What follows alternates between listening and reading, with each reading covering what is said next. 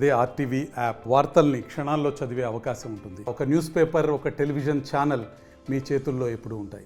ప్రపంచంలోనే అతిపెద్ద హిందూ ధార్మిక క్షేత్రం తిరుమల తిరుపతి దేవస్థానాలు. మొన్న ముఖ్యమంత్రి గారు బ్రహ్మోత్సవాలకి తిరుమలకు విచ్చేసినటువంటి సందర్భంలో టీటీడీ ఆధ్వర్యంలో రాష్ట్ర వ్యాప్తంగా దళితవాడలో 5,000 దేవాలయాలు నిర్మించాలని చెప్పి ఒక మంచి ప్రతిపాదనని ముఖ్యమంత్రి శ్రీ నారా చంద్రబాబు నాయుడు గారు తీసుకురావడం జరిగింది. దాన్ని నిన్న హిందూ వ్యతిరేకి, హిందూ ధర్మాన్ని కొన్ని సంవత్సరాలుగా నాశనం చేయాలని చెప్పి కుట్రలు పన్నుతున్నటువంటి వైఎస్ షర్మిలమ్మ 5,000 దేవాలయాలు అవసరం లేదు, కాంగ్రెస్ పార్టీ మేము దీన్ని తీవ్రంగా వ్యతిరేకిస్తున్నాం, ఆ ప్రతిపాదన వెనక్కి తీసుకోవాలని చెప్పడాన్ని భారతీయ జనతా పార్టీ తీవ్రంగా వ్యతిరేకిస్తున్నది. అసలు ఏమాత్రం ఇంకిత జ్ఞానం ఉన్నా ఇలాంటి మాటలు మాట్లాడరు.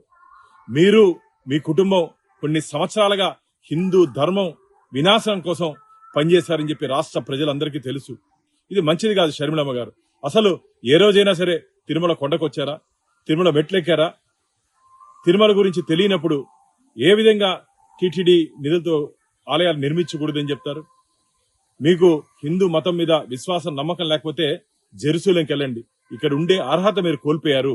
వెంటనే గోవింద భక్తులకి, హిందువులకి క్షమాపణ చెప్పాలని చెప్పి భారతీయ జనతా పార్టీ డిమాండ్ చేస్తూ, అలాగే చంద్రబాబు నాయుడు గారు ఆర్ఎస్ఎస్ భావజాలాలంట. అవును, దేశం కోసం, ధర్మం కోసం పనిచేస్తున్నటువంటి సంస్థ రాష్ట్రీయ స్వయం సేవక్. మీరు రాష్ట్రీయ స్వయం సేవకుని విమర్శించే స్థాయికి ఎదిగారా? మీరు కాలి గోటికి కూడా సరిపోరు. వెంటనే మీ మాటలు వెనక్కి తీసుకొని హిందువులకు క్షమాపణ చెప్పాలి. లేకపోతే హిందువుల దగ్గర రాబో రోజుల్లో మీరు పన్నులు తినే రోజుల దగ్గరలోనే ఉందని చెప్పి మేము భావిస్తున్నాం. తెలుగులో ఫాస్టెస్ట్ న్యూస్ ఇప్పుడు కొత్త అవతారంలో 5 సెకండ్లోనే పూర్తి వార్తా సమాచారం మీ చేతిలో.